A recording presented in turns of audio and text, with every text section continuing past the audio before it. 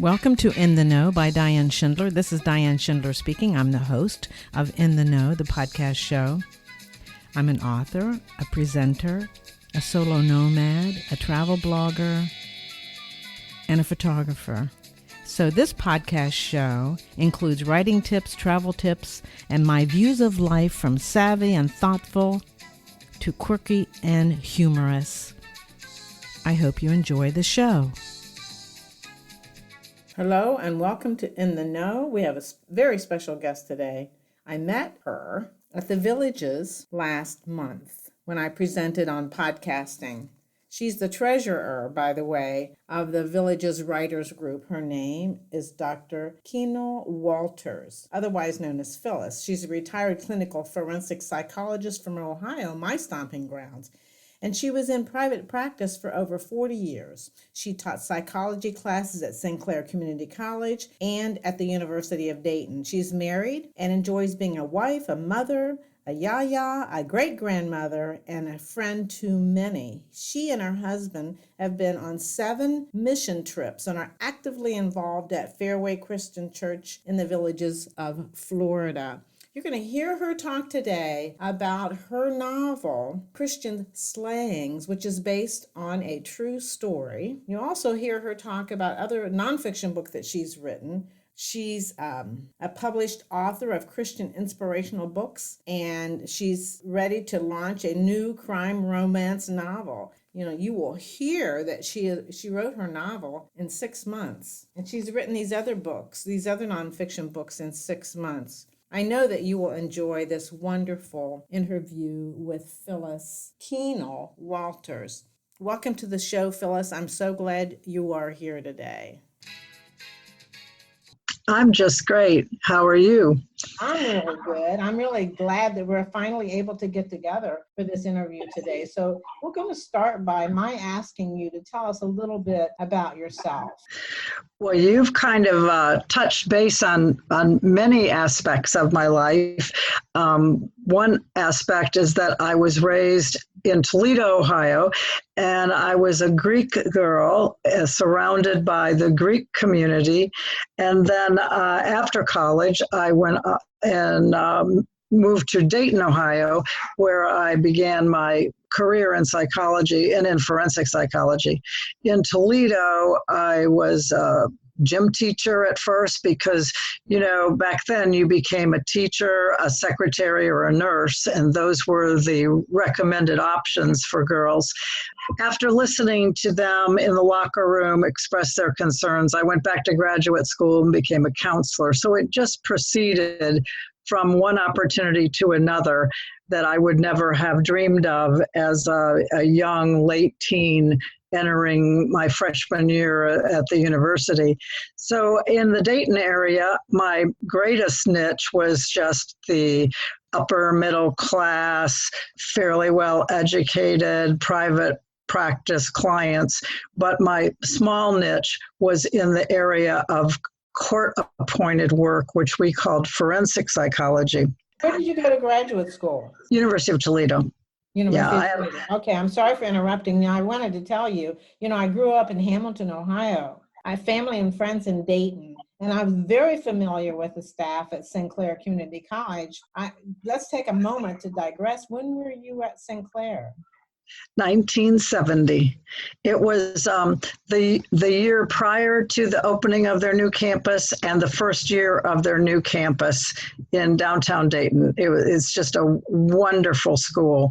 And then I became an adjunct professor or instructor at the University of Dayton, where I taught all kinds of undergraduate psychology classes. And I was the only non-priest teaching marriage and family. Wow. And so my marriage class was popular to the kids. And then I mixed that nicely with my private practice. But the opportunities to be a forensic psychologist were different then. It had to do with whether you were willing to take a certain amount of risks. And whereas now there would be extensive postgraduate training focused strictly in the forensic realm, I'm sure. But back then, that isn't how it was. A matter of people would call upon you if they trusted you and you were a psychologist and had an educational background. And then they would have you court appointed to evaluate a client or a defendant in murder cases or in criminal cases. And then you would go to the prison and you would evaluate the client, their client, and then the defendant, and then prepare a report for the court that everyone saw. So that's the way the forensic world worked.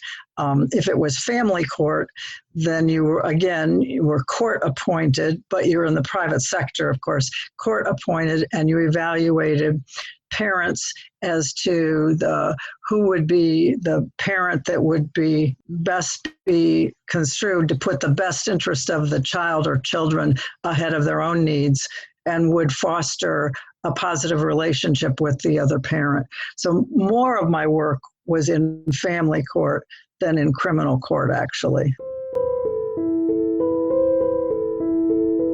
Yes, I launched this novel a month before Christmas. And this protagonist, or in the book that I wrote about primarily, has been on my heart since 1993. 6 days before Christmas of 1992, this small gang murdered randomly, basically, 4 of the six murders in the week before Christmas. And this particular woman that was with them, she was 20 at the time, and she didn't shoot anybody, but she was with them. And she received the same sentence as one of the shooters, and is, as we speak, is still serving a life sentence in Marysville, Ohio. So she was on my heart because she had been an abused child. She was a runaway. She had a huge history leading up to the fact that she allowed this group to befriend her. She had no friends, and then got caught up in this frenzy where they were killing people for drug money, basically. I am the only contact she has today, I believe, with the outside world. And we write emails back and forth to each other. And she just turned 48 years old. So I didn't plan. I've been writing Christian inspirational books, and I didn't plan to write fiction. Well, because from this story, I fictionalized it. I changed the names, I changed the events, and I changed the locations. And I had never really planned to do fiction or to write a novel, but she was just on my heart all these years, wondering. How did you meet? I mean, did you meet her, or were you involved in the courts? Yes, I was appointed by the court to evaluate her for sentencing purposes, or if we went to trial, to be able to provide the jury with background information about her, the defendant, so to speak. And so in the process, I saw her on 8 different occasions. And in the process of evaluating her, they went ahead and reached a plea arrangement or plea deal. And so she testified, state's witness, against the 2 shooters. And then instead of having a trial of her own, she agreed to take a plea. And she accepted life in prison as a deal, which I didn't really view as much of a deal. But her attorney apprised me of the fact that his job was to save her life, and that the deal was life in prison, and that way that her sentence would be not the death penalty. But I didn't really perceive that with my testimony about her background and limitations that she would have ever received the death penalty. But that's what he said, that his job was to save her life, and so she accepted it. And one of the shooters was executed in 2012, and the other one is serving life. And the other girl involved is serving life. So it turned out that 4 of them ended up being tried and sentenced back in the 1993s. It's sad and fascinating at the same time. So the Christmas Story is your novel, and you call Yes. but it's based on a true story. Based on this true story, but fictionalized. I changed the characters, their dynamics, and things like that. But because I'm 75 years old, I was able to draw on my experiences and create these characters that really do not resemble those that were a part of this downtown posse, as they called them. I created an African character from Zambia, and that isn't true, but I was in Zambia on a mission trip, and I knew all about this village and this farm, and so it was very easy for me to create that character.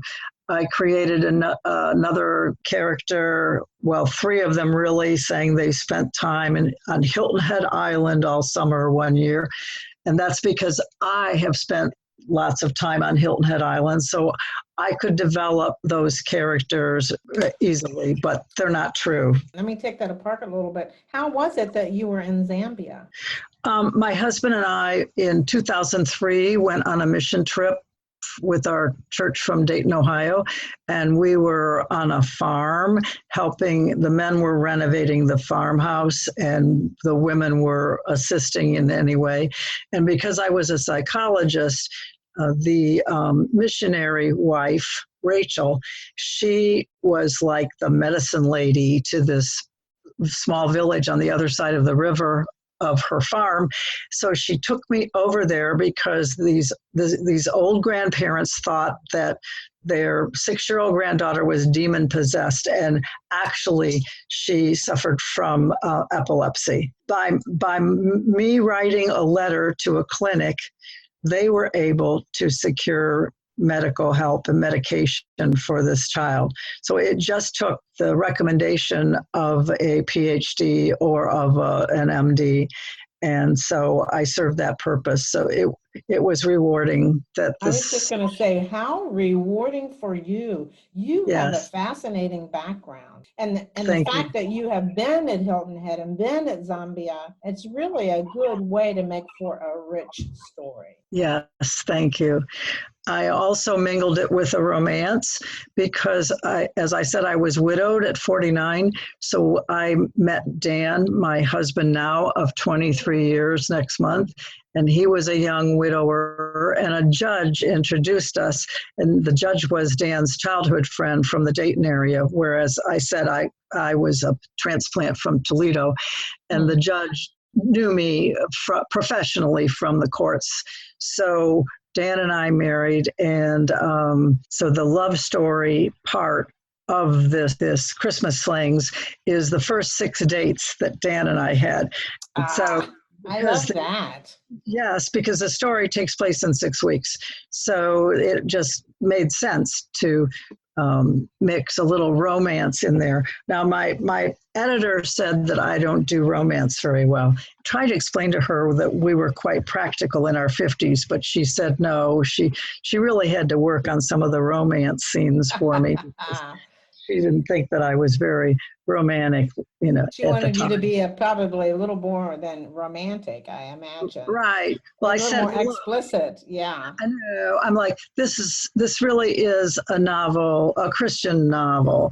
I don't want profanity. I don't want explicit sex, and I don't want graphic violence. So try writing a murder book. When was it published?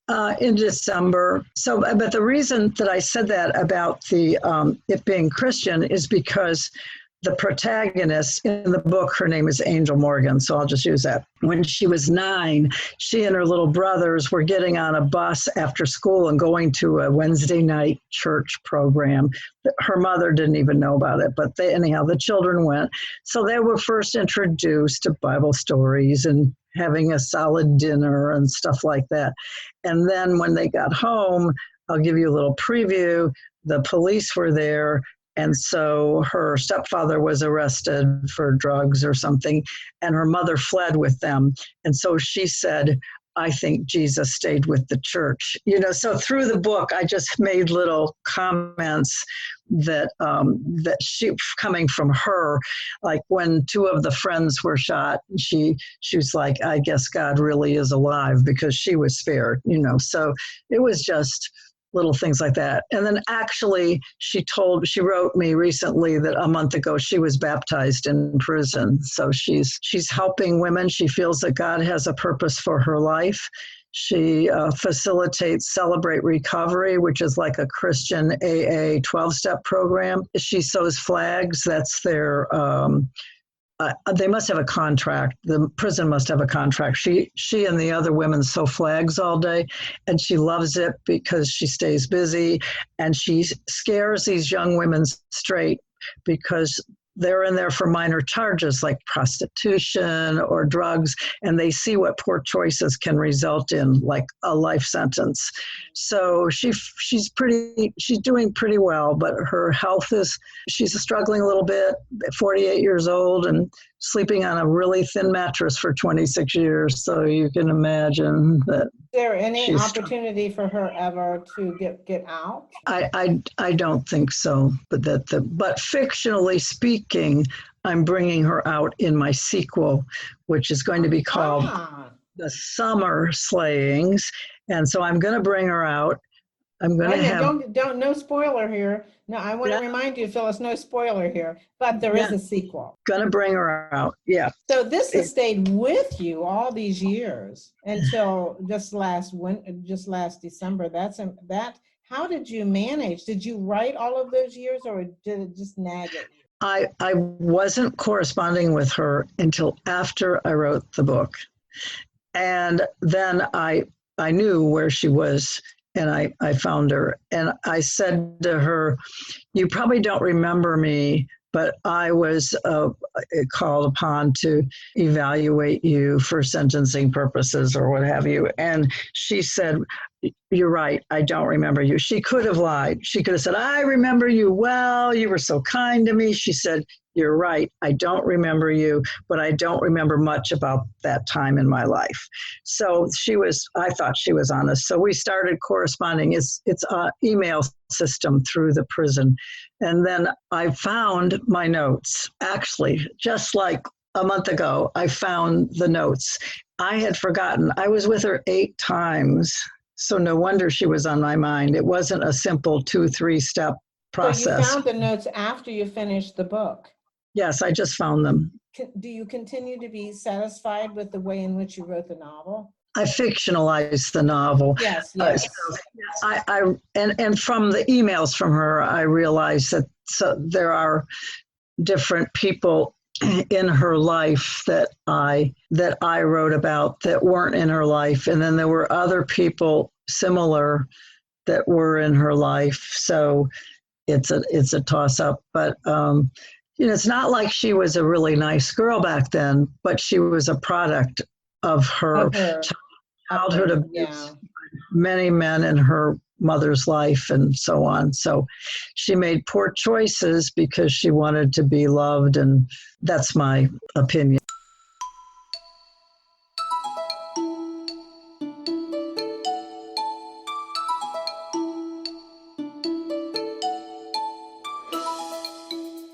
I want to take a moment to tell you about the next few episodes of In the Know podcast show. I will be interviewing in the next few weeks Valerie Francis. Now, Valerie Francis is an author and a certified story grid editor. She has published fiction for both women, love stories for busy women, that is, and children, middle grade fantasy, and is currently working on her first thriller. As a bona fide story nerd, her passion for the craft of storytelling led her to become a certified story grid editor in 2017. Her nonfiction credits include Story Grid Guide to Bram Stoker's Dracula, publication date to be announced, and regular articles for the Fundamental Fridays column on Sean Coyne's Story Grid website. I listen to the Story Grid podcasts nearly every day, and Valerie is one of the roundtablers. So she's involved in podcasting every Friday for the Story Grid roundtablers. It's such an honor and treat to have her on the podcast show. I'm also going to be interviewing Lawrence Martin. Now, I met Lawrence at the Villages in Florida in February when I spoke on podcasting. He's eager, and I'm eager for him to, quote, appear on the In the Know podcast show. Now, he's a retired physician, and he writes in different genres. He has awards from the Florida Writers Association for short stories and novels, and his novels are The Boy Who Dreamed Mount Everest, which is a middle grade fiction, and Liberty Street, a novel of late Civil War Savannah, historical fiction. He's the past president of the Writers League of the Villages in Florida. It's an honor to have both of them interviewing on In the Know podcast show. Please stay tuned for specific dates.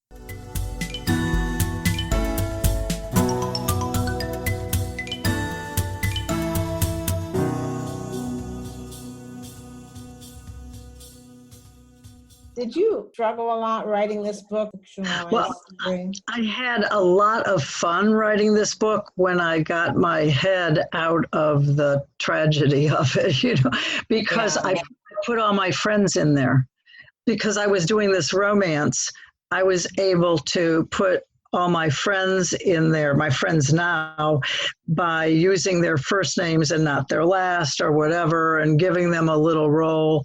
This one judge, and I just got a message from her that she just bought the book, because I told her she was a compassionate judge in my book, and she wrote me back. She is a judge in Dayton. And she said, well, that's not a characterization that very many people around here would have. Thank you very much. I had a lot of fun. And the judge that introduced us, he lives here at the Villages, Florida, 900 miles from where we were. So people have come on down here that we knew up there. The state highway patrolman in the book that arrests them, I actually interviewed my friend. He and my girlfriend, they've been together since high school. They've been married 50 some years, and he was a state highway patrolman. So to know how to write about the arrest, I had talked to him. So when I said to him, what name do you want? And he said, tell me again what I did in your book. I said, well, you arrested them without incident. He said, oh, I want my real name. I love that. I put their real names. And she selected him in high school for his football. She's very witty. Down here, we are blessed with such good friends, large group of good friends, because no one has family. Everyone is from Michigan or Wisconsin or Ohio, and so you become family. So we have different little pockets of friends here at the Villages, and some of them I knew as a girl. Some of them lived in my hometown, and we didn't even know it until we relocated here.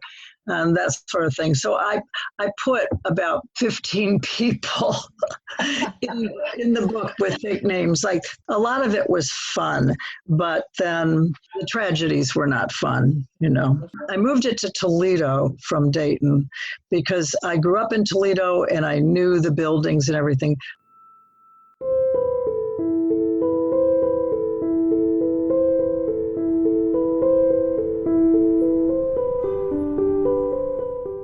Put my father in it. My father was a tavern owner in Toledo, and he used to support the orphanage by sending the kids to the circus and collecting money in a jar on his bar, for their Christmas and things like that. So I put him with a fake name. And of course, he's long since been deceased. So it was fun doing it. But this next book, you asked me for a title for a sequel. So I played golf this morning, and I was at lunch with 11 girlfriends. And I said, we need a sequel name by 3:00 this afternoon. So they selected the sequel name, which is The Summer Slayings. That's great. Is that cute? So it is good. And you have a village of writers. It takes a village to write a book.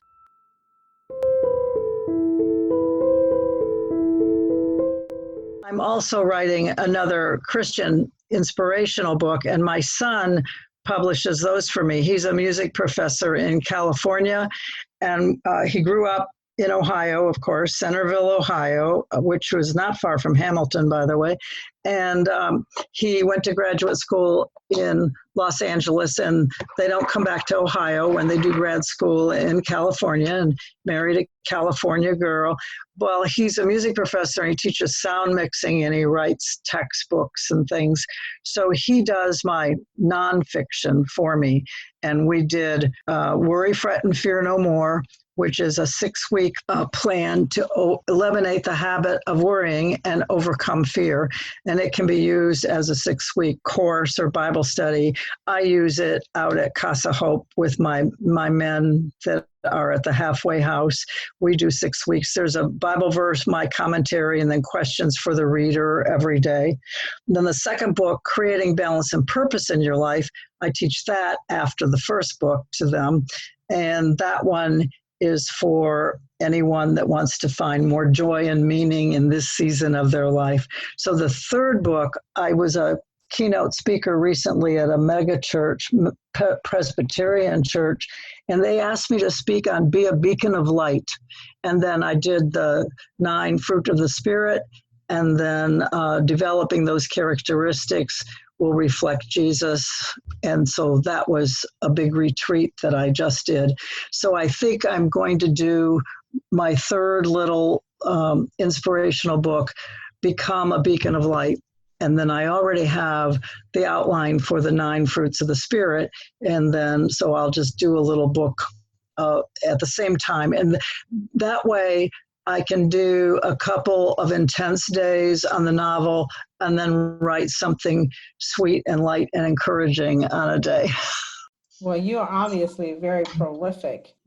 Did you self-publish, or did you go with an agent for your book? My editor put it on, KDP on Amazon as paperback and as an ebook. And so she did it all, the formatting, layouting, and edit, copying. She did all of it.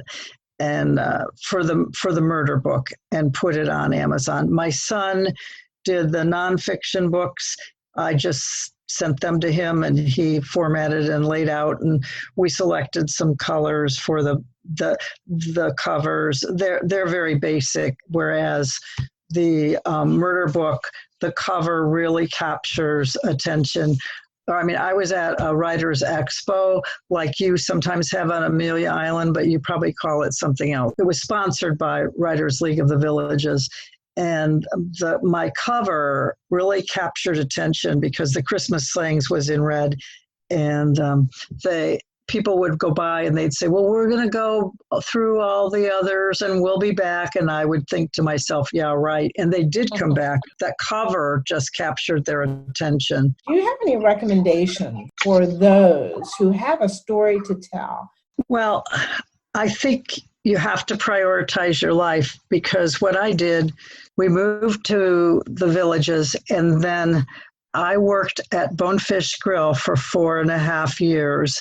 So I left to write books. I decided that I was going to prioritize writing every day but Sunday. So 2 hours a day each morning, I sacrificed anything else I might have been participating in to be sure that I got the 2 hours in.